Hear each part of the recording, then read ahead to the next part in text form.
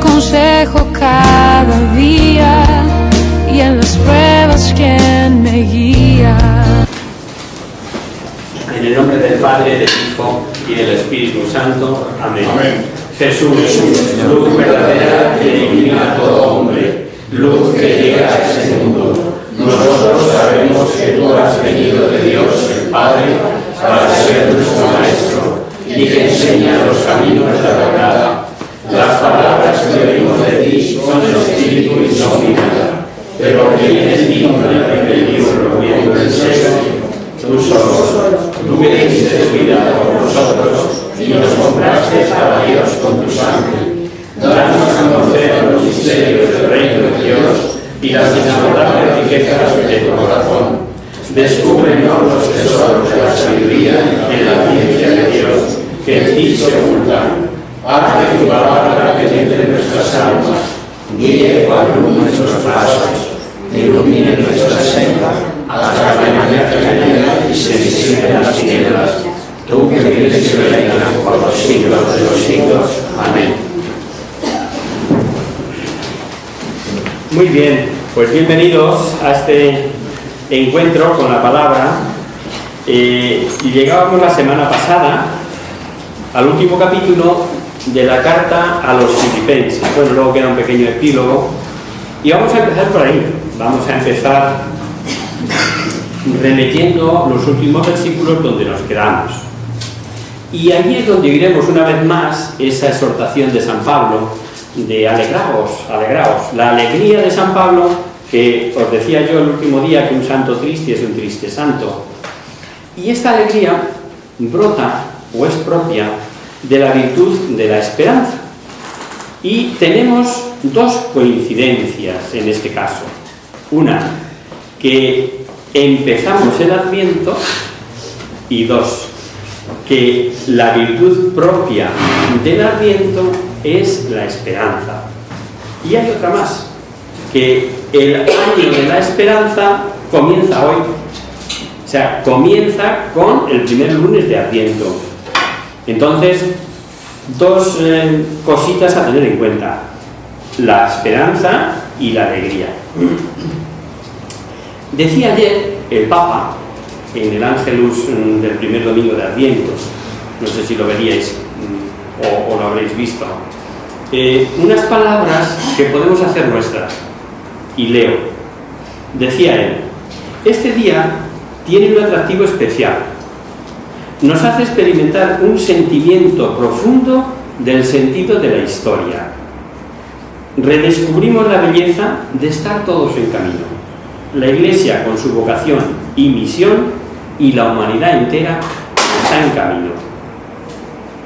Como en la vida de cada uno de nosotros, siempre hay necesidad de volver a partir, de volver a levantarse, de volver a encontrar el sentido de la meta de la propia existencia. Fijaros qué bonito.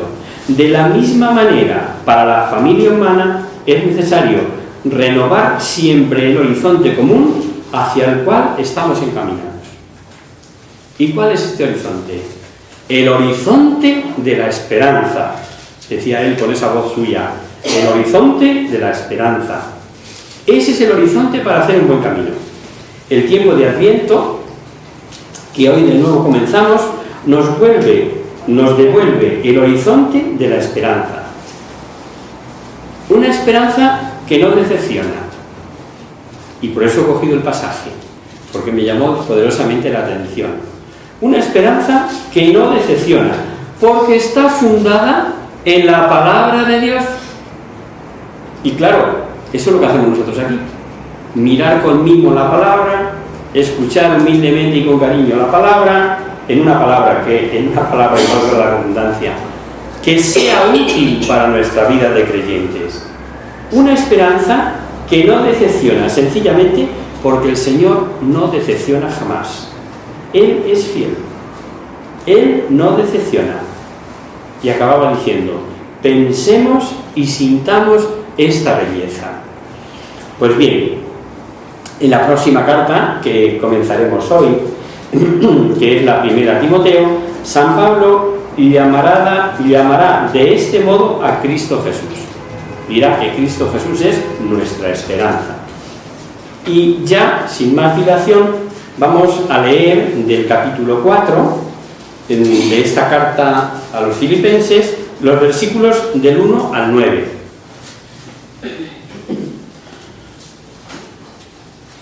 Así que, hermanos, queridos y añorados, gozo y corona mía, manteneos así fieles al Señor, queridos míos.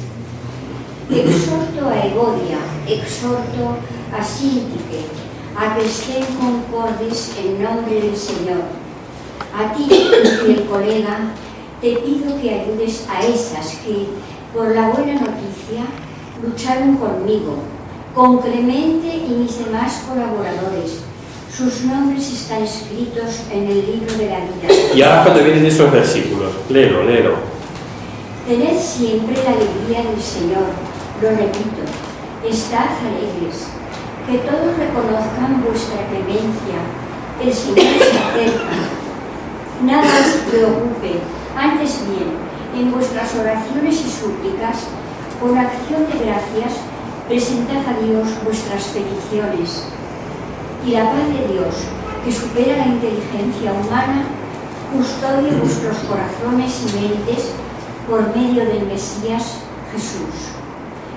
Por lo demás, hermanos, ocupaos de cuanto es verdadero, noble, justo, puro, amable y loable, de toda virtud y todo valor. Lo que aprendisteis y recibisteis y escuchasteis y visteis en mí, ponedlo en práctica, y el Dios de la paz estará con vosotros. Y el Dios de la paz estará con vosotros. Es que ni adrede hubiéramos cogido un pasaje que nos hablara tan claro del momento que vivimos y al que pretendemos llegar. Dentro de 4 semanas, el Señor de la paz estará de nuevo con nosotros.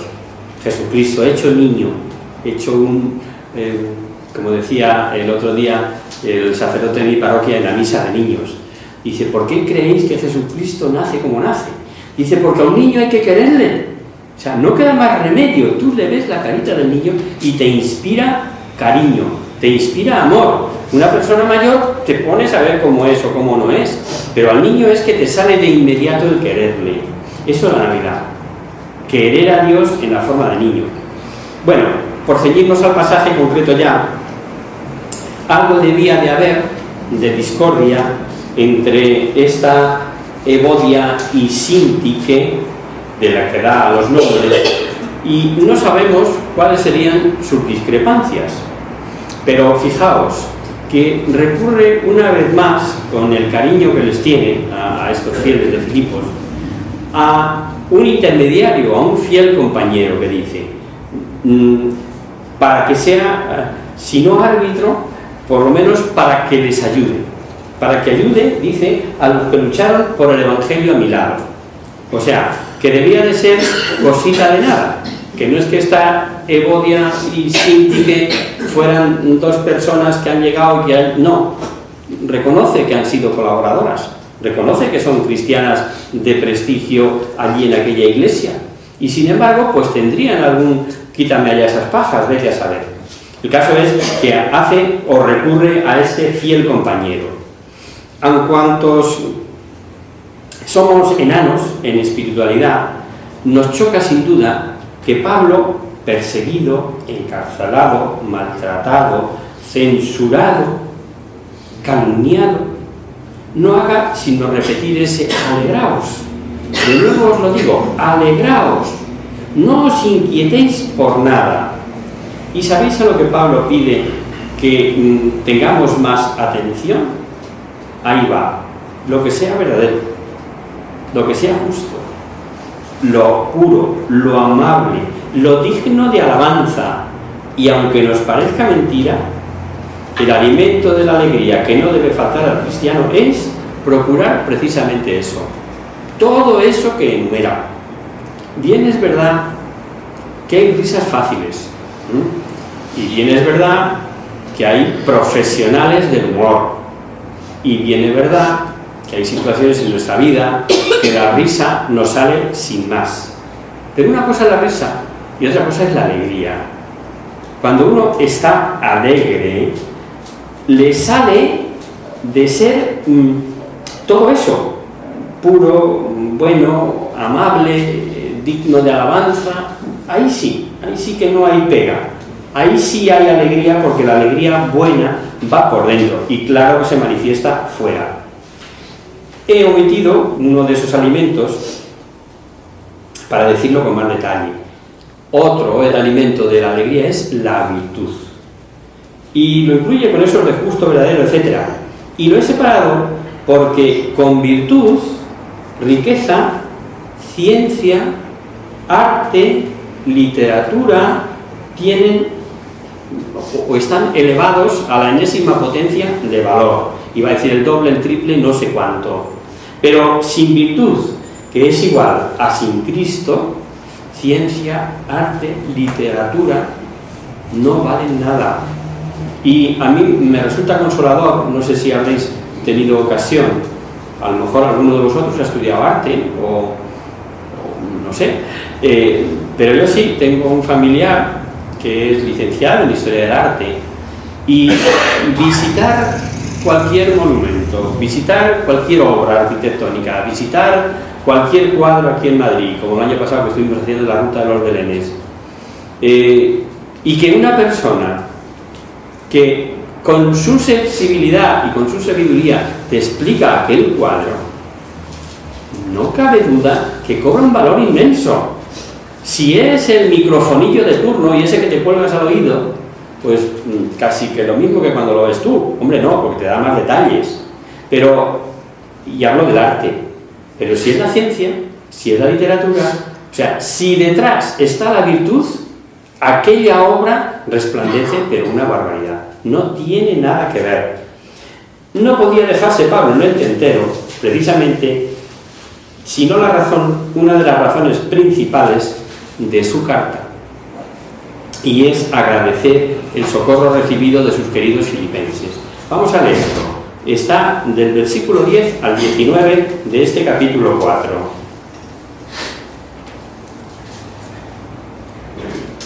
He sentido una gran alegría en el Señor, porque habéis revivido vuestros sentimientos por mí. Vosotros los sentíais, pero no habíais tenido ocasión de manifestarlo.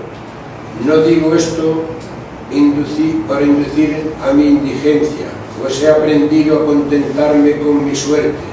Sé carecer de lo necesario y vivir en la abundancia. Estoy enseñado a todas y cada una de estas cosas, a sentirme harto y a tenerme hambre, a nadar en la abundancia y a experimentar entre estrecheces. Todo lo puesto en aquel que me conforma. Habéis hecho bien, sin embargo, al haceros cargo de mi tribulación. Sabéis muy bien vosotros, filipenses, que al principio de la predicación del Evangelio, cuando partí de Macedonia, ninguna iglesia tuvo conmigo cuenta de dado y recibido, a no ser vosotros solos. Pues ya en Tesalónica me enviasteis una y otra vez con atender a mis necesidades. No es que busque el don, lo que busco es que se acreciente el fruto que redunda en favor vuestro. Tengo cuanto podíais necesitar y más todavía, sobreabundo después de haber recibido el Epafrodito, vuestros socorros, ofrendas de suave olor, sacrificio grato, agradable a Dios.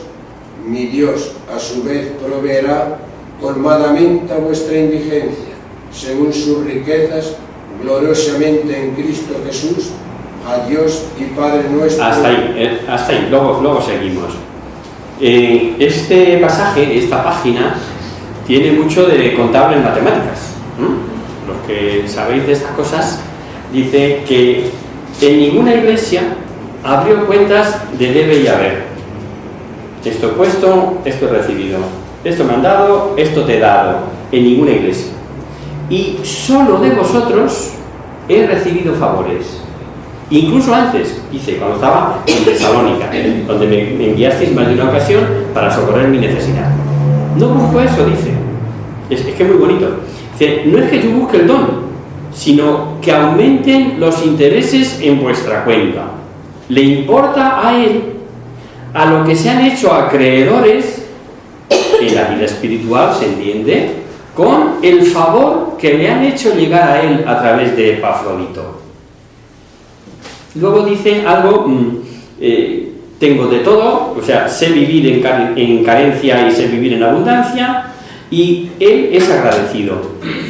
Y les dice eso, que está bien enseñado, que sabe pasar necesidad, abundar y carecer. Está bien preparado para ambas cosas. Cuando uno medita esto y piensa, lo primero que se me ocurre, como soy también en el ámbito de los niños y de la educación, en la educación de tantos hijos de hoy, criados muchos en abundancia, pero sin saber carecer, no se les hace ningún favor. No se les hace ningún favor. La clave está en el versículo que sigue, que ha leído Vicente. Todo lo puedo en aquel que me conforta.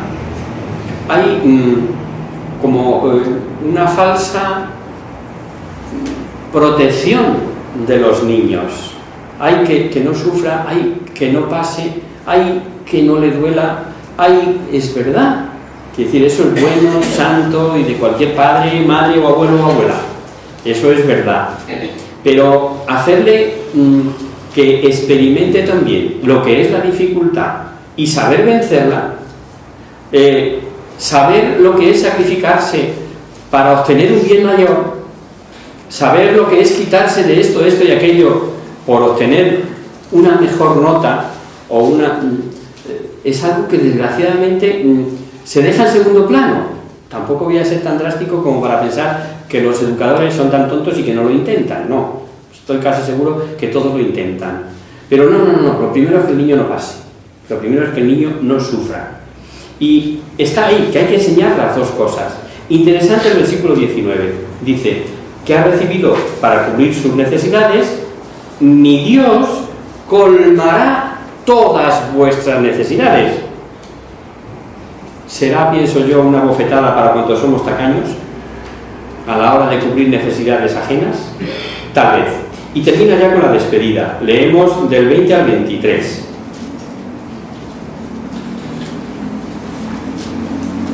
Del capítulo 4. Y a Dios nuestro Padre, la gloria por los siglos de los siglos. Amén. Saludad a todos los santos en Cristo Jesús. Os saludan los hermanos que están conmigo. Os saludan todos los santos, especialmente los de la casa de César. La gracia del Señor Jesucristo sea con vuestro espíritu. ¿A qué os suenan? Son frases todas súper conocidas por el uso litúrgico y el uso oracional de la Iglesia, que las ha cogido para eso, para orar. Solo dos detalles, si lo habéis observado. Llaman a los cristianos una vez más santos, pues en potencia lo somos, como explicamos aquí, y él, decir cristiano para él es decir santo, porque todos hemos sido ya santificados. Y otra, que había cristianos ya en el entorno de la casa del César, nada menos. Hasta allí llegaba la evangelización y allí se habían dado conversiones al cristianismo, pues dice, especialmente a los santos de la casa del César. O sea que entre lo que era la cúpula de mayor poder en el mundo aquel, en aquel momento, había conseguido conversiones Pablo, en aquel ambiente materializado, paganizado y lleno de ídolos, empezando por el propio César. Eso es algo que a veces se nos olvida, que un cristiano o un romano convertido al cristianismo, sirviendo al César que le está exigiendo adoración, era jugarse la vida. Es decir, al César no le podían adorar. Y si se habían convertido para adorar al único Dios, quiere decir que en el fondo se la estaban jugando. Desde luego otra cosa se observa, y es la labor de Pablo, prisionero en Roma, que fue incansable, en casa de la más alta autoridad pagana. Y llegamos así al final de la carta a estos cristianos de Filipo. La carta a los filipenses, que como hemos podido es cortita, son 4 capítulos, pero es muy carta, escrita desde el corazón a esta comunidad que le era tan querida por todas las razones que hemos dado, y que por otro lado pasa de un tema a otro sin tener en cuenta, pues, como cualquiera de nosotros que escribiéramos una carta. Y por cierto, te digo que vi a fulanita, esta no es una carta así doctrinal, expuesta para salir a frente de errores, no, es una carta a sus queridos hijos de Filipos, que como hemos podido comprobar son especialísimos. Y con esto pues vamos a pasar a otra carta, por lo menos vamos a esbozarla y vamos a ver un poquito de ella. No me he traído mucho material, pero bueno, hasta donde llegamos. Si nos vamos un poquito antes no pasa nada. Empezamos otro grupo de cartas. Hemos visto las de la cautividad, hemos visto las que coinciden con viajes, y ahora empezamos con las cartas llamadas pastorales, las cartas de Pablo pastorales. ¿A quién se dirigen? Pues, ¿o cuáles son? Son 3. Las 2 dirigidas a Timoteo y la dirigida a Tito, que son sus pastores. Por eso las llamamos así, cartas pastorales. Vamos a empezar con la primera a Timoteo y insertaremos la de Tito entre medias, y luego veremos la segunda a Timoteo, porque además fueron escritas en este orden, que es el que nosotros estamos siguiendo desde el principio del curso. ¿Quién es Timoteo? Pues estoy seguro que os suena muchísimo, porque su nombre ha salido ya montones de veces a lo largo de las cartas que hemos comentado, a lo largo del curso completo que vimos de los Hechos de los Apóstoles, ha salido Timoteo. Timoteo fue uno de esos colaboradores de Pablo, de primera hora, más unidos a él, y hombre de su completa confianza. En el libro de los Hechos se le cita hasta 6 veces, y en las cartas de Pablo sale 18 veces el nombre de Timoteo. Había nacido en Listra,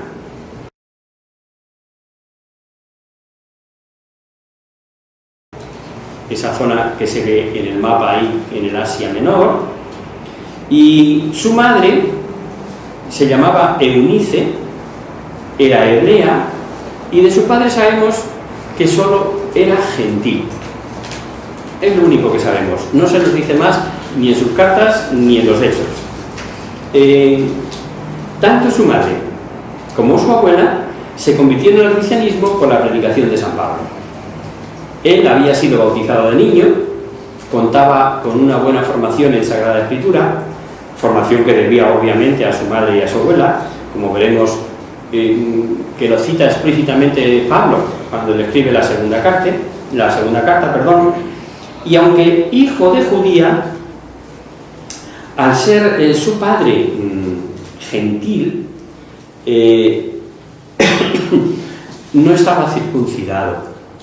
Y Timoteo siguió a Pablo, pues desde el primer momento, como digo, hacia el año 51, y Pablo, pese a lo mucho que ya sabemos sobre su predicación contra la no necesidad de ser circuncidado, que por ahí no viene la salvación, su pelea con los judaizantes precisamente ha sido esa, Pablo coge y lo circuncida. Lo explicamos en su momento cuando hablamos de las Gálatas y de la bicefalia, que es una de las cosas que aparentemente es contradictoria en Pablo. ¿Por qué? Pues porque circuncida a Timoteo porque le convenía no tener ningún impedimento a la hora de predicar a los judíos, a los de su raza, ni de entrar en sinagogas y sobre todo de entrar en el templo, que le podían decir: has metido un gentil. Entonces, para evitarse cualquier lío de ese tipo, pues lo circuncida. Decir que llegó a ser el primer obispo de Éfeso. Ya sabéis dónde está Éfeso también.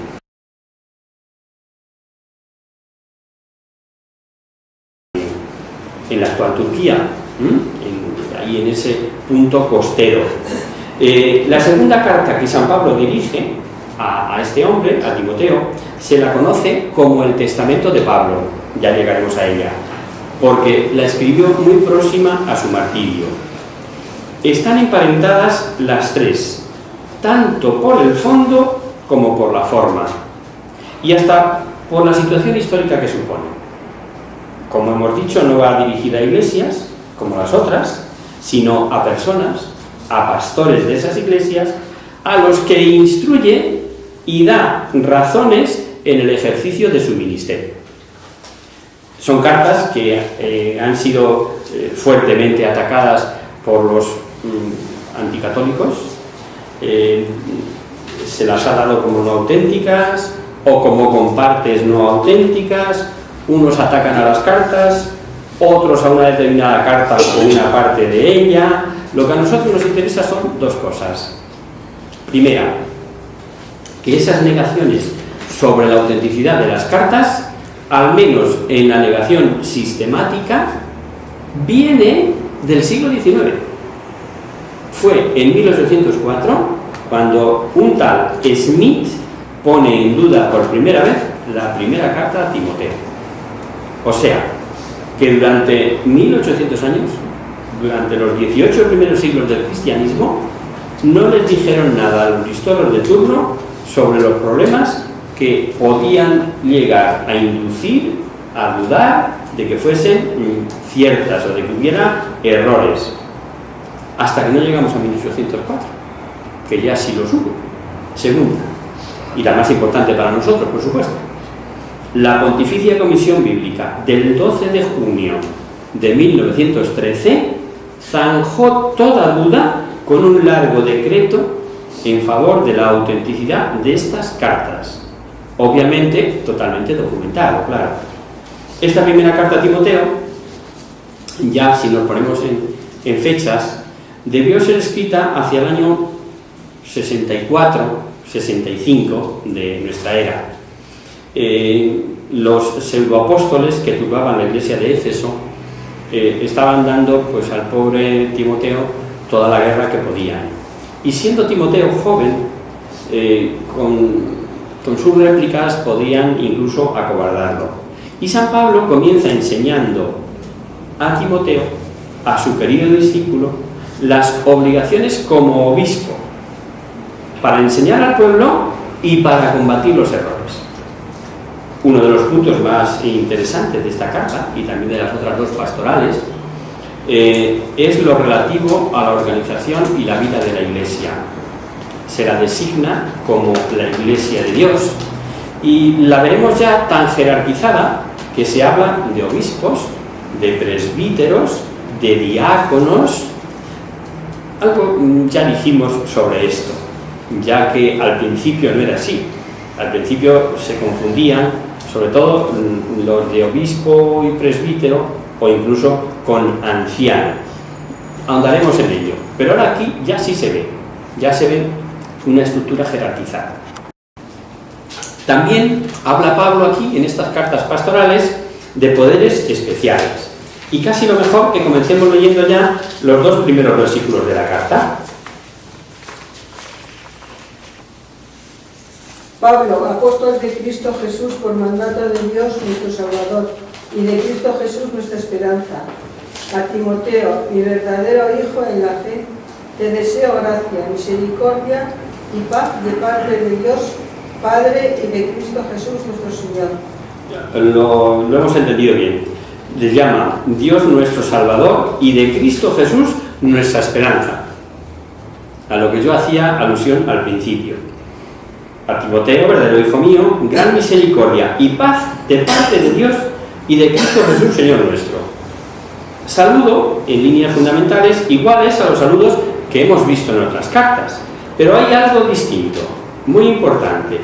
De Dios nuestro Salvador y de Cristo Jesús, dice el apelativo de Salvador, aplicado a Cristo, lo hemos visto montones de veces, pero ahora lo aplica también al Padre. Lo hemos escuchado. Y es que Isaías, vamos a recurrir al Antiguo Testamento y vamos a buscar dos citas, una de Isaías y otra de Oseas. Isaías 43, 11. Y otro que vaya buscando, Oseas 13, 4.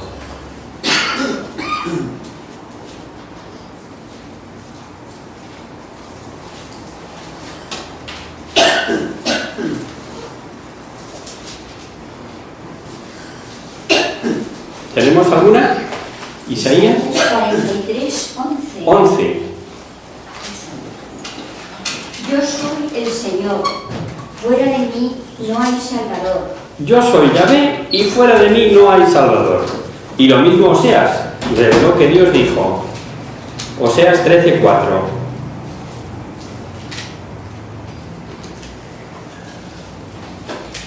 Pero yo soy Yahvé, tu Dios, desde el país de Egipto. No conoces otro Dios fuera de mí, ni hay más Salvador que yo. Correcto, ni hay otro Salvador que yo. Pues eso que hemos visto referido a Yahvé como Salvador, si ahora en el Nuevo Testamento vemos que indistintamente se dice de Jesús ser el Salvador y del Padre ser también el Salvador, como en los textos dice claramente, tanto en unos como en otros, que solo hay un Salvador, queda claro que el Padre y el Hijo son un único Dios. Dos personas distintas, pero un único Dios, un único Salvador. Lo mismo puede decir Pablo, Dios es nuestro Salvador, como hemos oído en el saludo, que cuando dice nuestro Salvador, Cristo Jesús, como vemos o veremos en la segunda carta dirigida a Timoteo. Y como en forma parecida hemos visto en otras cartas, por ejemplo, sin ir más largos, a la de los Efesios o a la de los Filipenses que acabamos de terminar. Y también es nuevo que diga de Jesucristo en el saludo nuestra esperanza, sobre lo que os he llamado la atención, y que ese es el fundamento de nuestra fe. Se da la mano, es el fundamento de nuestra fe. Vamos a seguir leyendo, ahora del 3 al 11. Como te encargué cuando salía para Macedonia, quédate en Éfeso para avisar a algunos que no enseñen doctrinas extrañas, ni se dediquen a fábulas y genealogías interminables que favorecen las controversias y no el plan de Dios basado en la fe. El objetivo de esta exhortación es el amor que brota de un corazón limpio, de una buena conciencia y una fe no fingida. Al desviarse de ello, algunos se han perdido en discursos vanos, pretendiendo ser doctores de la ley sin saber lo que dicen ni entender lo que dogmatizan. Nos consta que la ley es buena, con tal de que se tome como ley, reconociendo que la ley no se dicta para los honrados, sino para rebeldes e insumisos, impíos y pecadores, irreligiosos y profanadores, parricidas y matricidas, asesinos, fornicarios e invertidos, secuestradores, estafadores, perjuros y cuantos lo oponen a una sana enseñanza, en armonía con la buena noticia que me han encomendado del Dios glorioso y bienaventurado. Perfecto. En Éfeso, por lo que se ve, habían surgido falsos predicadores que enseñaban doctrinas extrañas, que dice se ocupaban de fábulas y de genealogías inacabables, con lo que ocasionaban disputas y discordias. Y como para eso, entre los demás necesario para aquella iglesia de Éfeso, había precisamente dejado Pablo a Timoteo, ahora le aconseja recordándole algo que ya se había dicho al irse él para Macedonia. No sabemos exactamente a qué doctrinas extrañas se refiere y que alude en estas cartas pastorales, y ahí andan todavía, como decimos otras veces, aventurando los exegetas, que si doctrinas gnósticas, si contra las múltiples emanaciones y genealogías de los eones, etcétera, etcétera. En cualquier caso, se piensa así, que pudieran ser agitadores que ya los ha recriminado, los ha combatido Pablo ya en anteriores ocasiones, por ejemplo en los de Colosenses.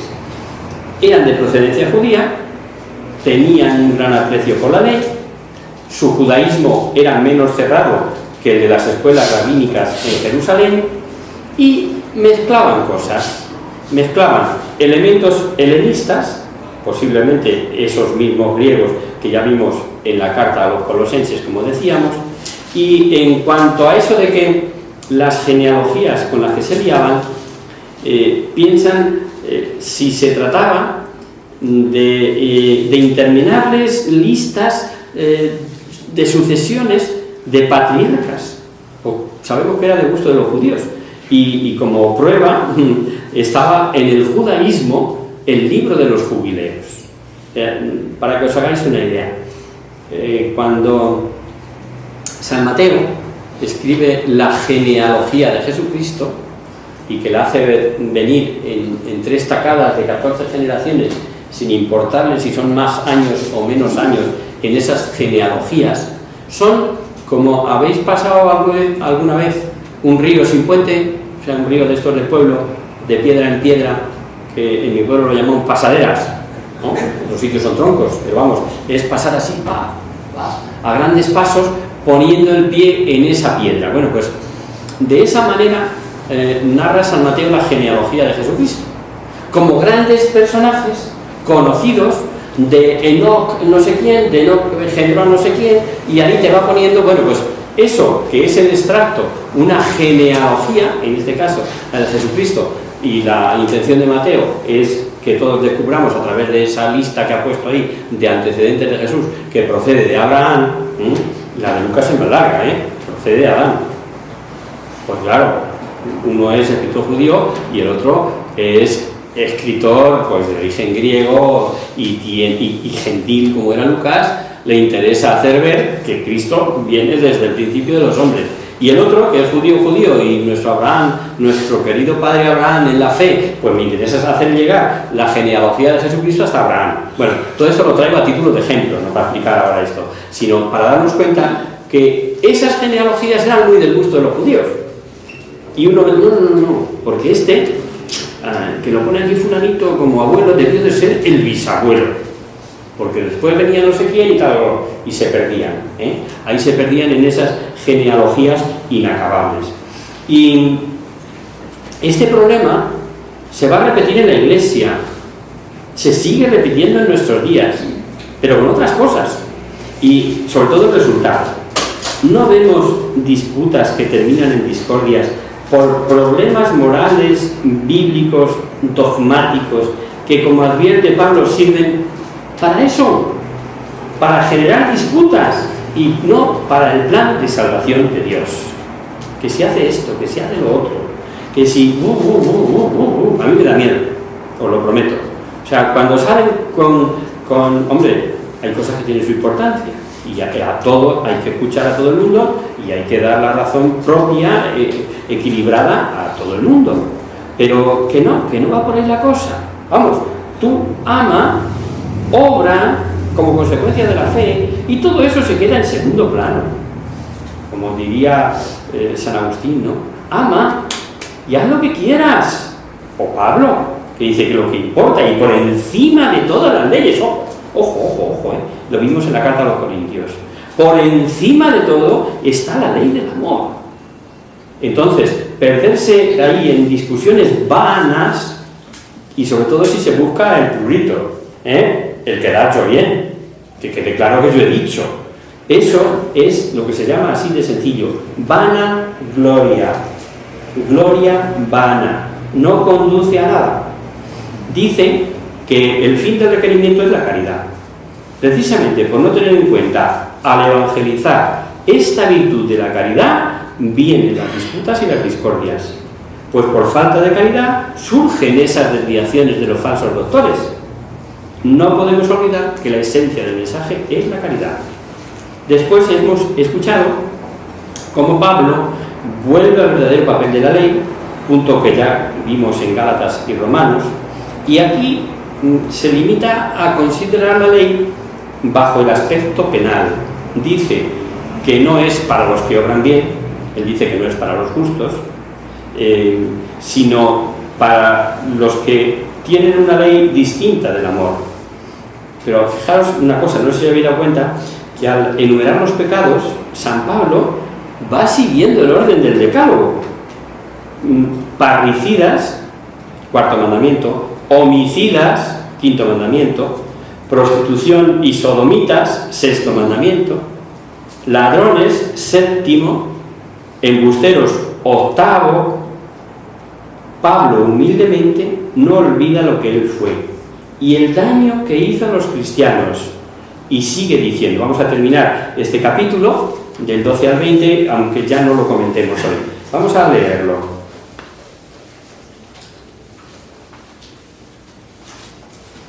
Estábamos, perdón, por si nos habíamos perdido, en el capítulo 1. Y es del 12 al 20. De la primera a Timoteo. Es que como hemos ido al Antiguo Testamento, por si nos hemos perdido. Doy gracias a aquel que me revestió de fortaleza, a Cristo Jesús, Señor nuestro, que me considero digno de confianza al colocarme en el ministerio. A mí, que antes fui un blasfemo, un perseguidor y un insolente, pero encontré misericordia porque obré por ignorancia en mi infidelidad. Y a la gracia de nuestro Señor sobreabundó en mí, juntamente con la fe y la caridad en Cristo Jesús. Es cierta y digna de ser aceptada por todos esta afirmación. Cristo Jesús vino al mundo a salvar a los pecadores, y el primero de ellos soy yo. Y si encontré misericordia, fui para que en mí primeramente manifestase Jesucristo toda su paciencia y sirviera de ejemplo a los que habían de creer en Él para obtener vida eterna. Al Rey de los siglos, al Dios inmortal, invisible y único, honor y gloria por los siglos de los siglos. Amén. Sigue. ¿Esta es la recomendación? ¿Sí? Esta es la recomendación, hijo mío, Timoteo, que yo te hago, de acuerdo con las profecías pronunciadas sobre ti anteriormente. Combate, penetrar de ellas el buen combate, conservando la fe y la conciencia recta. Algunos, por haberla rechazado, naufragaron en la fe. Entre ellos está Himeneo y Alejandro, a quienes entregué a Satanás para que aprendiesen a no blasfemar. Merece que lo veamos con detenimiento, la explicación. Solo quiero llamar la atención sobre dos cosas. Una, el cómo se excusa. El cómo se excusa Pablo no es una alabanza de sí mismo, sino un reconocimiento de la misericordia de Dios. Dice, yo antes fui así y así, un blasfemo y un perseguidor. Y dos, dice lo que dijo en la primera entrevista nuestro actual Papa Francisco, y que fue motivo de titulares en todos los periódicos. Cuando dijo, ¿quién es Francisco? Dice, pues, un pecador. Soy un pecador. Y, ¿qué hubiera dicho? Claro, un reconocimiento de la humildad. Pues veis que lo dice Pablo también. Cristo vino al mundo a salvar a los pecadores. Y el primero de ellos soy yo. Nos quedamos aquí. ¿Parece?